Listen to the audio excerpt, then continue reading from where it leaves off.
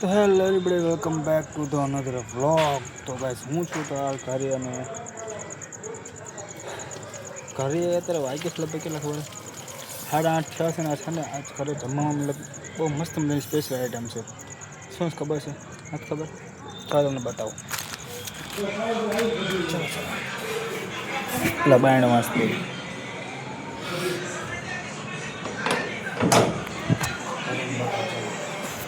તારી સા મોટું જોઈ લે.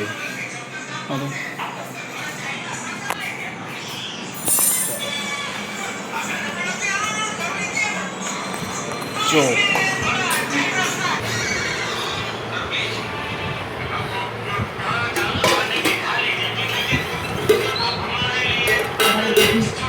કઢી અને પુલાવ અને બાજરાનો રોટલો.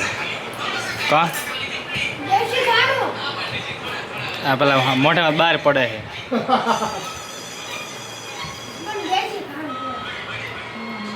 તે શું લીધું છે? ભાત હે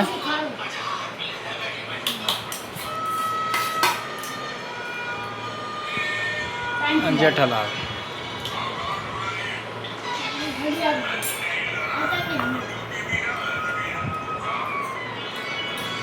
તો ફાઇનલી ગાઈસ જમણવાર પતી ગયો છે. જો એકદમ બધું હંકેલ લીધું. પપ્પા અને ભાર્ગવ બે ફોન જોવામાં તલ્લીન થઈ ગયા છે અને બધું હંકેલાઈ ગયું છે. તો હવે આપણે જમી લીધું છે ને તો હવે જવાનું છે આપણે સીધું ધાબા ઉપર. ધાબા ઉપર જઈએ પહેલાં જમણવાર પતી ગયો હોય તો પછીનો વાસણ તો ધોવા પડે ને યાર. તો અમારા મિસેજ જે છે વાસણ ધોવાની તૈયારી કરે છે, તો એ વાસણ ધોવાને આપણે ધાબા પર જઈએ. તો ફાઇનલી ગાઈસ જમવાનું ગયું પતી. હું તો ધાબા પર છું. હાજુ કોને તો આ છે ને પુલાવ બનાવ્યા હતા ભાઈ ગજબના. મારા મેડમે પુલાવ એટલે મતલબ કે ગજબના પુલાવ એમ. જો બિરયાની ટાઈપના હતા પણ હતા મસ્ત મજાના એમ. કે વેજીટેરિયન હતા, નોન વેજીટેરિયન નહીં. અને એમાં સાથે કઢી હતી અને કઢી બાજરાનો રોટલો અને શ્રીખંડ. એકદમ ઓરિજિનલ દેશી ખાણું, કાઠિયાવાડી દેશી ખાણું. મને પુલાવ જે કોણ બહુ મજા આવી. 3 વખતને પુલાવ લઈને ખાધા પૈકી વાત જવા દે એમ ધરાઈ ગયો આજે. એટલે મજા આવી કે ટૂંકમાં.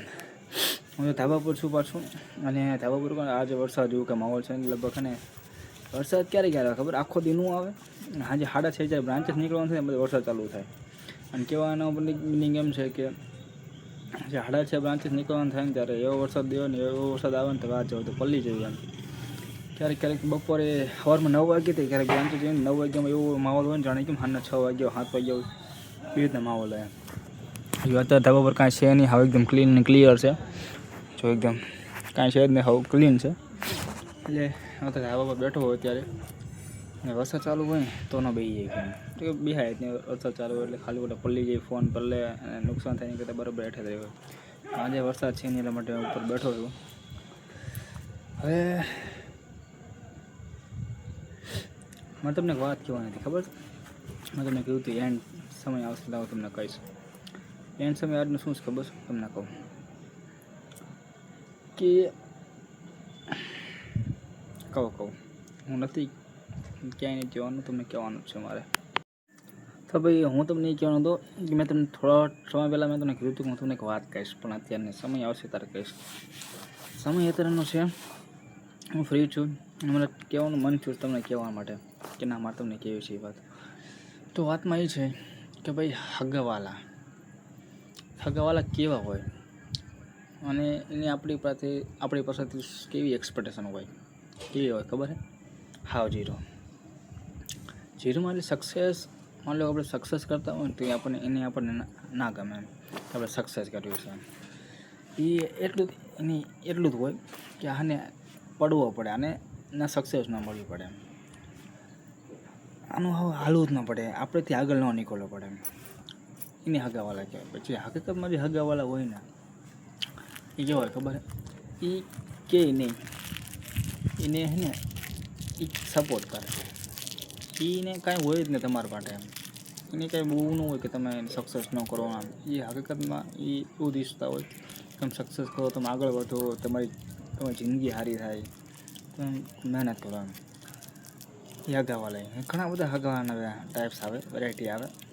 એટલે એમાં તો મોસ્ટ ઓફ હગાવા જે હોય ને આપણા જ હોય પાછા, જે પાછળથી પગ મારવાવાળા, પાછળથી ખરાબ બોલાવાવાળા, આપણું ખરાબ ઈચ્છાવાળા.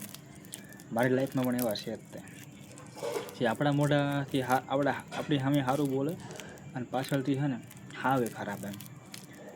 એટલે આપણી સામે એમ કે ના ના તમે કરો, આ કરાય તે કરાય, આમાં તમને સારું મળે, તમને સક્સેસ મળે એમ. અને પાછળથી બીજાને મોઢે શું કે ખબર છે, આને કરાય જ નહીં, આવું ન કરાય, આને આવું કરાય ખાલી ખોટી વેલ્યુ ખરાબ થાય, આને કાંઈ ન મળે, તેમ ન મળે આમ.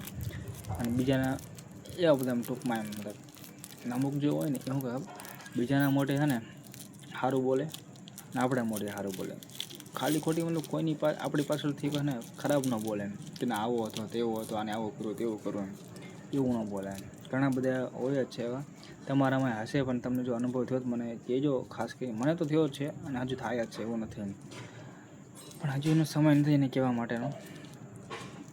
એક દિવસ સમય આવશે ને એટલે હું એને કહીશ. કોણ છે એ માટે તમને કેવું નથી, નામ નથી દેવું એનું, નકર એને ખોટું લાગે છે, ખાલી ખોટી બદનામી થશે એની. એનો સમય આવશે એટલે હું તમને કહીશ કોણ છે. અત્યારે કહું છું એમ, અત્યારે મેં વાતનો સમય હતો ને એટલે મેં તમને કીધું ને, એટલે હું તમને એનો સમય આવશે તમને નામ કહીશ કોણ છે.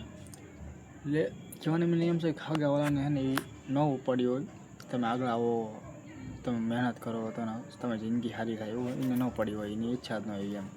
એ એવું દિસતું હોય કે આનું ક્યારે ધીમું પડે, આનું ક્યારે ડાઉન થાય, આનું ક્યારે આમ નીચું પડે, એવું હોય એમ.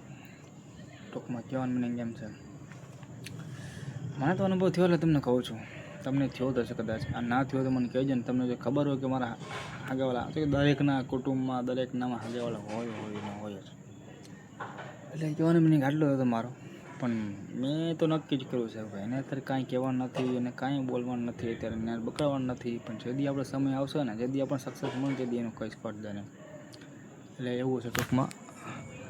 કંઈક અહીંયા અવાજ આવ્યો મને યાર, કારણ કે કોઈ આવતું હોય એમ, બાટલા પાણીના કેરબા પાસે કાંઈ છે નહીં. તો કેવું મિનિંગ મારે એટલો હતો મેં તમને કે હગાવાલાના ઘણા બધા ટાઈપ્સ હોય, પણ મોસ્ટ ઓફ હગાવાલા તો હે ને આપણું પડતું જ ઈચ્છતા હોય. તો ચલો ફાઇનલી ભાઈ, મારે છે ને થોડું ઘણું એડિટિંગ કરવાનું બાકી છે, ઘણું બધું કામકાજ બાકી છે મારું કરવાનું છે, મારા મિસિસનું પણ એડિટિંગ કરવાનું છે. તો આપણે આ વ્લોગને અહીંયા પૂરો કરી, બાકી મળશું કાલ બીજા નવા વ્લોગમાં. તો રામ સીતારામ, જય માતાજી. સબસ્ક્રાઈબ કરતા રહેજો નવા હોય તો, મહેરબાની કરીને યાર સપોર્ટ આટલો કરજો. બીજું તમારી પાસેથી કાંઈ એક્સપેક્ટેશન નથી, બસ કાલ મળીએ.